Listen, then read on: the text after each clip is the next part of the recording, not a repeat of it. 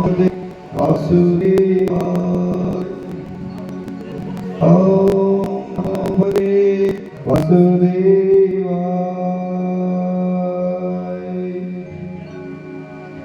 ओम नमो भगवते वासुदेवाय। श्री शिवाय नमस्तुभ्यं। श्री शिवाय नमस्तुभ्यं। श्री शिवाय नमस्तुभ्यं। ओम गजाननं भूतगणाधिसेवितं गजाननं कवचजम्बूफलसारभक्षितम् उमासुतं शोकविनाशकारणं नमामि विघ्नेश्वरपादपङ्कजम्। शान्ताकारं भुजगशयनं पद्मनाभं सुरेशं विश्वाधारं गगनसदृशं मेघवर्णं शुभांगं लक्ष्मीकान्तं कमलनयनं योगिर्विद्यानगम्यं वन्दे विष्णुं भवभयहरणं सर्वलोकैकनाथं। गुरुर्ब्रह्मा गुरुर्विष्णु गुरुर्देवो महेश्वरा गुरुर्साक्षात् परब्रह्म तस्मै श्री गुरुवे नमः। या देवी सर्वभूतेषु दयारूपेण संस्थिता नमस्तस्यै नमस्तस्यै नमस्तस्यै नमो नमः। या देवी सर्वभूतेषु करुणारूपेण संस्थिता नमस्तस्यै नमस्तस्यै नमस्तस्यै नमो नमः। सर्वमङ्गलमाङ्गल्ये शिवे सर्वार्थसाधिके शरण्ये त्र्यम्बके गौरी नारायणी नमस्तुते। राधा साध्यं साधनं यस्य राधा मंत्रो मंत्रदात्री च राधा सर्वं राधा जीवनं यस्य राधा राधा राधा वाचनं तस्य मजा नहीं आता ना। श्री राधा मेरी स्वामिनी और मेरा दास तेरो दास। जन्म जन्म मोह दीजियो श्री चरणन को बरसाने की राधिका और नंदगांव के श्याम। इनके चरणन में करूं कोटि कोटि प्रणाम। अतुलित बलधाममय विशालावतारं सुरक्षानं ज्ञानिनामग्रण्यं सकलगुणनिधानं वारणाधीशं नवद्विवादं नमामि। गौरी हनुमान जी महाराज की जय। और मुकुटवंशी वाले की जय। राधा रानी सरकार की जय। वेद व्यास जी महाराज की जय। सुखदेव जी भगवान की जय। महाराज परीक्षित की जय।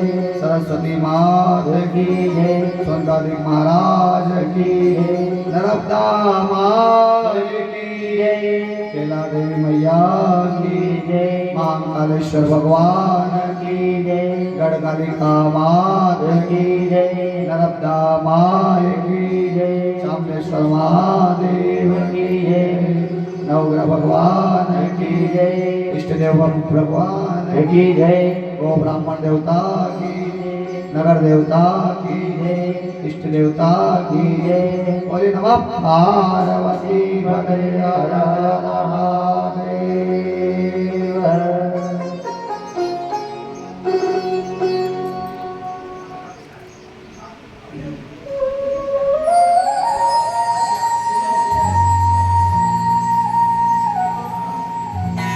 गजानन गणपति महाराज के श्री चरणों में कोटि कोटि प्रणाम करते हैं। माँ कैला देवी मैया के श्री चरणों में प्रणाम करते हुए गंगा नदी नर्मदा नदी के तट पर विराजमान इस भागवत ज्ञान गंगा के चरणों में कोटि कोटि प्रणाम करते हैं और माँ नर्मदा के श्री चरणों में साष्टांग दंडवत करते। बोलिए नर्मदा माई की जय हो। भगवान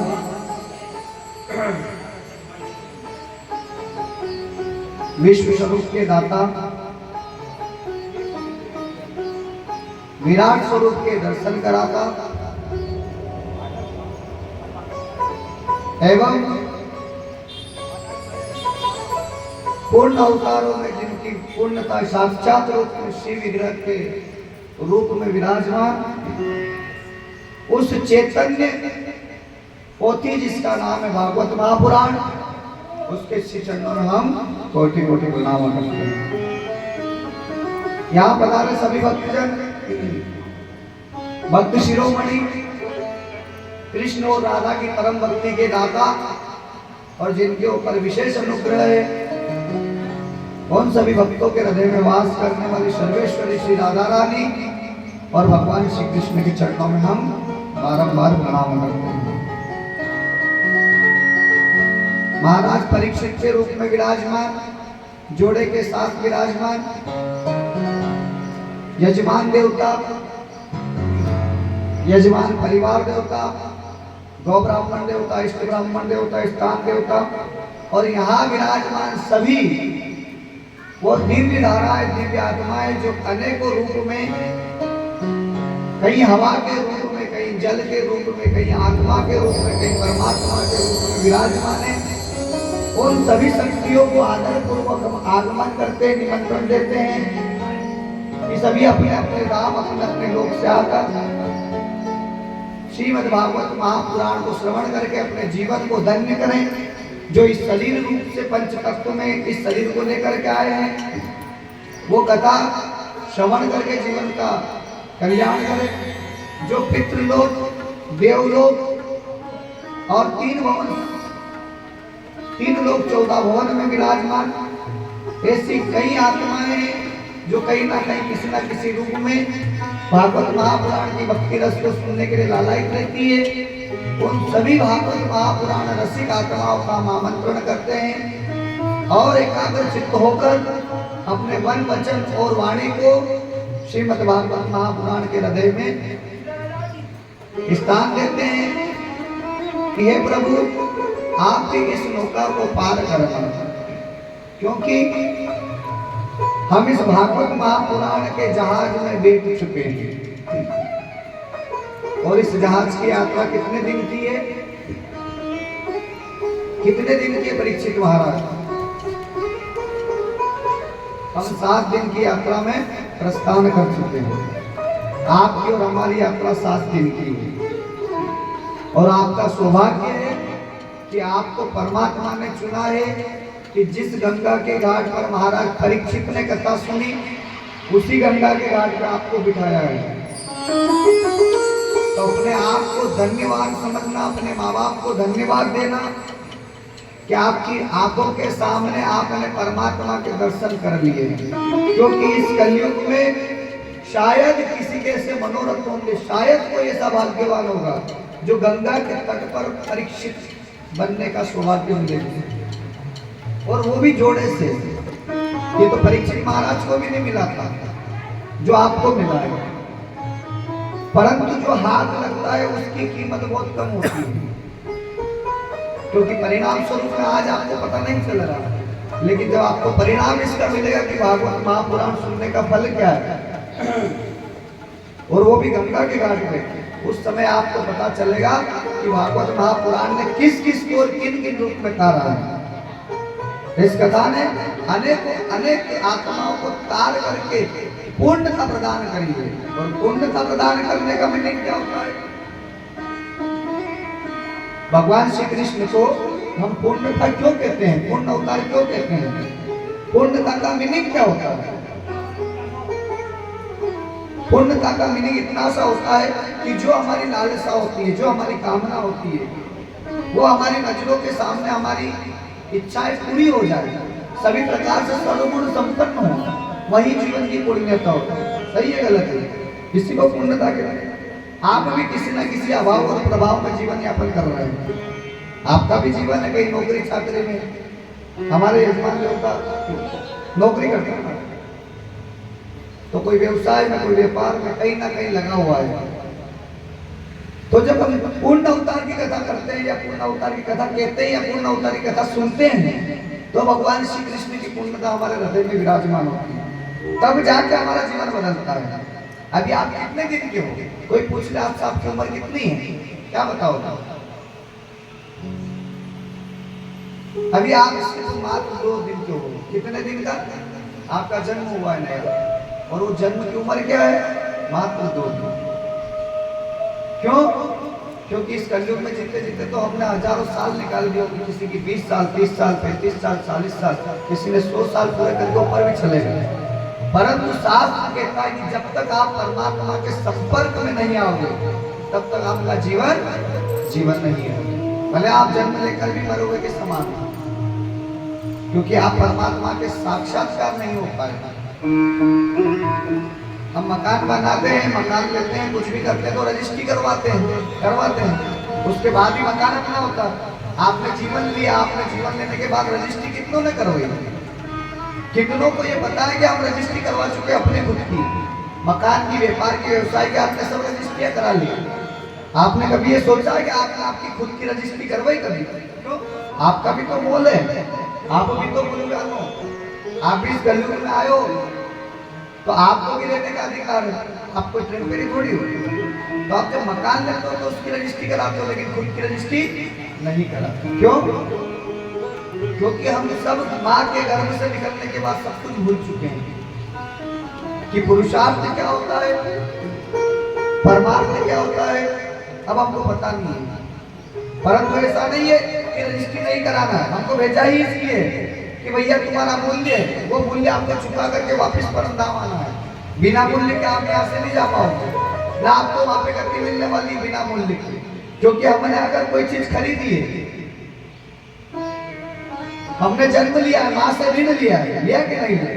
हमारा माँ का ऋण है हमारे सिर पर कि माँ ने हमें जन्म लिया है, तो हमने जन्म लिया है तो हमारा कर्तव्य बनता है कि परमात्मा और माँ के बीच का जो संबंध है उसको हम पूर्ण करके परमात्मा के धाम तक वापिस जाए। और हमारा कर्तव्य क्या है कि माँ और परमात्मा के बीच में संसार बसा है, और इस संसार में आने के बाद हमारा मूल्य कितना है इसकी रजिस्ट्री आपके पास होनी चाहिए। किस कीमत से हम रजिस्ट्री कर पाए इसका हमें पता होना चाहिए। और रजिस्ट्री कैसे होती है? आप मकान लेते हो तो आप उस घर पे रजिस्ट्री कर सकते हो क्या? नहीं कर सकते। आपको रजिस्ट्रार ऑफिस जाना पड़ेगा, वहाँ अधिकारी के सामने ये बताना पड़ेगा कि हमने ये फलाना मकान लिया, हमने फलाना काम करा, तो इसको हमारे पक्ष में हमारे नाम से चीज हो जाए, ऐसा कोई प्रयोजन हो जाए। उसी प्रकार ये जीवन हमने लिया है और ये परमात्मा हमारे सामने है और हमारा जीवन परमात्मा के नाम कर दें। हमारी जो रजिस्ट्री है हम परमात्मा के नाम कर दें। ऐसा कोई अधिकारी रजिस्टर ऑफिस ढूंढना पड़ेगा जहाँ आपकी रजिस्ट्री हो जाए, कहा आज से आप परमात्मा के हो गए। अभी तक किसी ने परमात्मा के पास अपनी लिखा पढ़ी नहीं करवाई, ना एग्रीमेंट करवाया। तो हमारा कर्तव्य क्या है कलयुग में? कि हम कलयुग में यदि जन्म लेकर आए हैं तो राम नाम के भजन से, राम नाम के कीर्तन से, भागवत के श्रवण से, मनन से, मंथन से हम हमारी रजिस्ट्री परमात्मा के नाम कर दें कि प्रभु ये जीवन अब तुझको समर्पित कर दिया है, इसका मूल्य क्या है ये अब तुझे चुकाना, हमें चुकाने की आवश्यकता नहीं है। और जब हमने परमात्मा को अपने जीवन की रजिस्ट्री कर दी महाराज, तो फिर हमारी देखरेख कौन करेगा? परमात्मा। क्यों? क्योंकि जो मकान हम लेते हैं रजिस्ट्री होने के बाद कौन करता है? हम ही करते हैं। सही है गलत है? जो मकान आप खरीदते हो, जो प्रॉपर्टी आप खरीदते हो, वो प्रॉपर्टी लेने के बाद देख रेख कौन करता है? जो मालिक है वो है, बेचवा थोड़ी करता है। तो उसी प्रकार हमको भी हमारे जीवन को शुद्ध, पवित्र और निर्मल बनाने के लिए हमारे जीवन की रजिस्ट्री परमात्मा के चरणों में करना है। ये परमात्मा आज से हमने हमारे जीवन के हर सुख दुख, पीड़ा, भय, मुक्ति सब कुछ तेरे सुपुर्द कर दिया है। अब तारना भी तुझे हो, मारना भी तुझे हो। तो भगवान को रजिस्ट्री करने के लिए भगवान के अधिकारी कौन है? भागवत महापुराण, शिव पुराण, ब्राह्मण देवता, बड़े बड़े संत समाज, भजन कीर्तन मनन, ये सब क्या है? ये वो अधिकारी है जिनके सामने आपके जीवन की रजिस्ट्री आप परमात्मा को सौंपते हो कि हमारे जीवन की रजिस्ट्री परमात्मा के सुपुर्द है। और जब परमात्मा के सुपुर्द हो जाती है तो हमारे जीवन में दुख समाप्त हो जाता है। कोई भी अपने घर में कचरा करेगा क्या? कोई नहीं करेगा। कोई अपने घर को गंदा रखेगा? नहीं रखेगा। क्यों? क्योंकि अपना घर। उसी प्रकार जब हमारी रजिस्ट्री भगवान की हो जाएगी तो हम भगवान के हो जाएंगे, और जब हम भगवान के हो जाएंगे तो हमारे जीवन में कोई पीड़ा दे पाएगा? कोई हमारा माला वादा कर पाएगा? कोई नहीं कर पाएगा महाराज। उसका कारण ये कि हमारी परमात्मा ने डोर संभाल ली। अब रजिस्ट्री उनके साथ होगी। जगत में तो आप अपने नाम से रजिस्ट्री करवाने के लिए मरते हो, लेकिन यदि जीवन को तारना है तो आपको आपका ये शरीर परमात्मा के नाम करना पड़ेगा। तब जाकर के आपके जीवन में सुख शांति वास होगी। तब जाके आपको धन धान्य ऐश्वर्य यश कीर्ति विभव प्राप्त होगा। तब तक प्राप्त नहीं हो पाएगा। और उसके लिए क्या रास्ते हैं? आपको गुरु का दर्शन करना पड़ेगा, गुरु का अनुसरण करना पड़ेगा, संत का दर्शन करना पड़ेगा। क्योंकि संत के दर्शन से ही हनुमंत मिलते हैं। क्या? जब गुरु का दर्शन होगा तब संत दिखाई देंगे, और जब संतों का दर्शन होगा तब हनुमंत का दर्शन मिलेगा।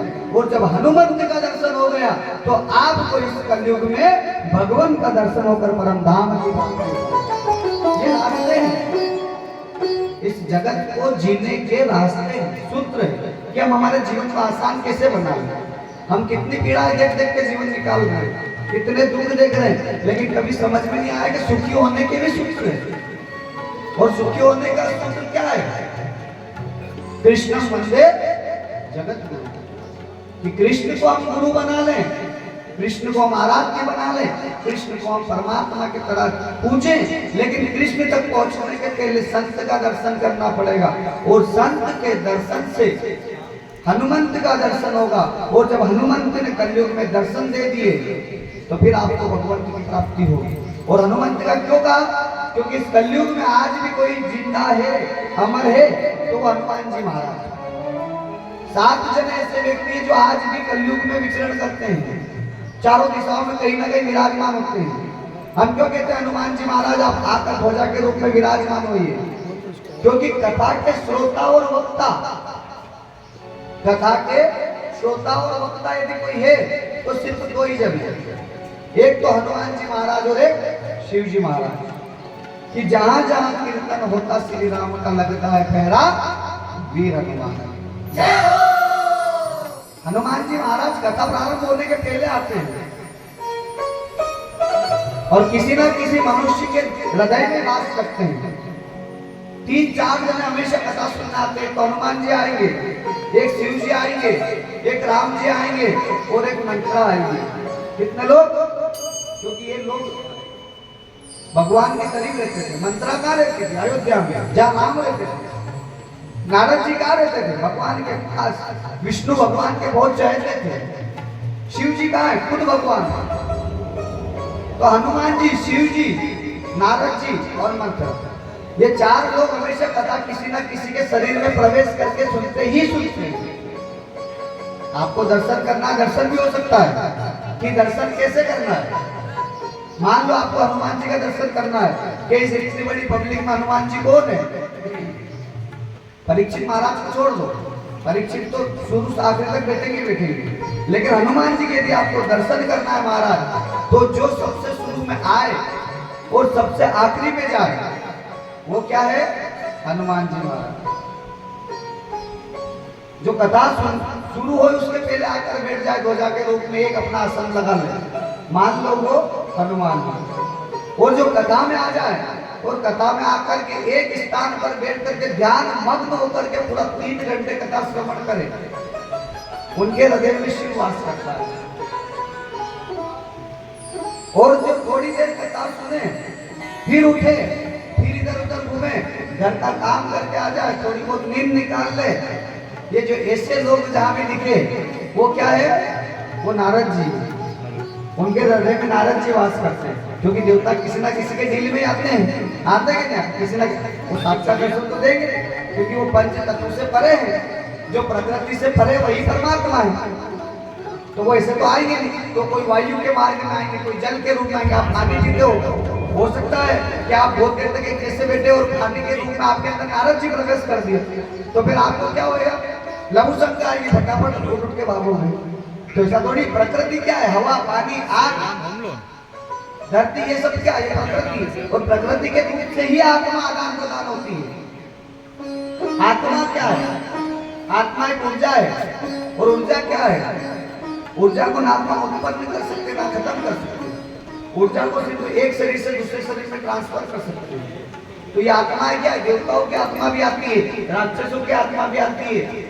तो इसलिए हमारे जीवन में जितनी निर्मलता रहेगी, शुद्धता रहेगी, हमारे जीवन को हम जितना प्रभु के कीर्तन से जोड़ के रखेंगे, हमारे अंदर दिव्य आत्मा रहेगी। और जिसके शरीर में दिव्य आत्मा प्रवेश कर जाएगी महाराज, उसका शरीर शरीर नहीं रहेगा, वो भी प्रकृति बन जाएगा। और जब प्रकृति से आप संपर्क में आ जाते हो तो प्रकृति परमात्मा से मिलकर आपका उद्धार कर देती है।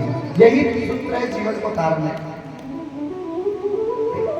आप भगवान के मंदिर के भले चक्कर मत काटो, यदि आपको प्रकृति से बात करने की आदत है तो भी आपकी मनोकामना पूर्ण हो जाएगी। लेकिन कभी आपने प्रकृति से बात करी नहीं करी। किसी को बोलो कि आप पेड़ से बात करो तो पागल समझेगी, ये तो पागल है कि पेड़ से बात कर रहा है। लेकिन आपको याद रहे कि प्रकृति ही परमात्मा है और परमात्मा ही प्रकृति। प्रकृति से कभी कुछ मांग कर देखो, आपको सब कुछ मिल जाएगा। क्यों कहा है कि पीपल का वृक्ष बहुत श्रेष्ठ है, बरगद का वृक्ष बहुत श्रेष्ठ है? क्यों कहा? क्योंकि प्रकृति में ही परमात्मा है। तो हमको पहले तो ये समझना पड़ेगा कि जीवन को कैसे सुधारे, उसके सूत्र क्या है। जब हम पढ़ाई करते हैं, मैथ का क्वेश्चन सोल्व करते हैं, तो उसमें आता है कि a का स्क्वायर प्लस b का स्क्वायर माइनस 2ab = 0। जिन बच्चों ने 8वीं 10वीं पढ़ रखी उनको पता है कि a का स्क्वायर प्लस b का स्क्वायर माइनस 2ab = 0। वो समीकरण के इक्वल टू में पहले 0 आ जाता है। मतलब यदि इस समीकरण को आप व्यवस्थित तरीके से, व्यवस्थित ढंग से हल करोगे तो इसके परिणाम में 0 आ जाएगा। ऐसा ही हमारा जीवन है कि हमको समझना पड़ा कि भगवत गीता क्या है, भगवत कथा क्या है।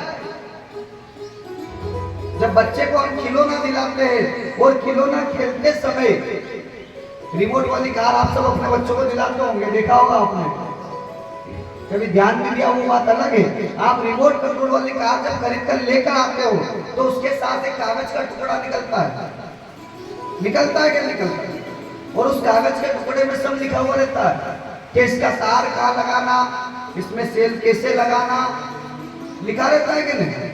उस कागज में सब लिखा है, कितने सेल लगेंगे, पानी से बचा कर रखना है, लाइट में ऐसे लगाना है, सारा लिखा रहता है। क्यों? क्योंकि उस कार को कैसे हम सावधानी से चला पाए, ये उसके कागज के अंदर लिखा होता है। उसी प्रकार ये भगवत गीता, भगवत महापुराण क्या है? ये हमारा वो कागज है जो हमारे जीवन के साथ में आया है, जो हमें ये बताता है कि हमारे जीवन को कैसे जीना है और कैसे हमारा उद्धार करना है हमारा। ये हमारा मेन भगवत महापुराण से करना है। लेकिन इसका अनुसरण हम कब करेंगे? जब गुरु के संपर्क में आएंगे, जब संतों के संपर्क में आएंगे। क्योंकि सत्संग में ही, सत्संग का मतलब ही अच्छे का संग करना। जब आप सत्संग में आ जाते हो तो आप राम के हो जाते हो। सत्संग में आना मतलब रजिस्ट्रार ऑफिस में प्रवेश करना महाराज। जिस जगह रजिस्ट्री होती है उसको आप रजिस्ट्रार बोलते हो, लेकिन शास्त्र में उसको सत्संग कहते हैं। जो सत्संग में आ गया वो रजिस्टर ऑफिस में आ गया, वो जो रजिस्टर ऑफिस में आ गया उसकी रजिस्ट्री परमात्मा के नाम हो गई, और जिसकी रजिस्ट्री परमात्मा के नाम हो गई उसका कल्याण हो गया। इसलिए कहते हैं वो चालो चालो रे सत्संग मां सीताराम है। सबको गाना है। वो चालो चालो रे सत्संग मां सीताराम है।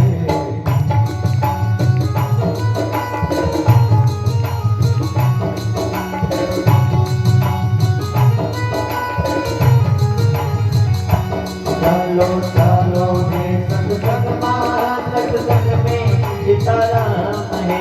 चलो रे सत्संग मां सीताराम है। चलो चालो रे सत्संग में सीताराम है। चलो चालो रे सत्संग में सीताराम है। सत्संग में सीताराम है। सत्संग में सीताराम है। सत्संग में सीताराम है। सत्संग में सीताराम है। सत्संग में सीताराम है। सत्संग में राजा राम है। सत्संग में सीताराम है। सत्संग में राजा राम है। चलो चालो रे सत्संग में सीताराम है। चलो चालो रे सत्संग मां सीताराम है।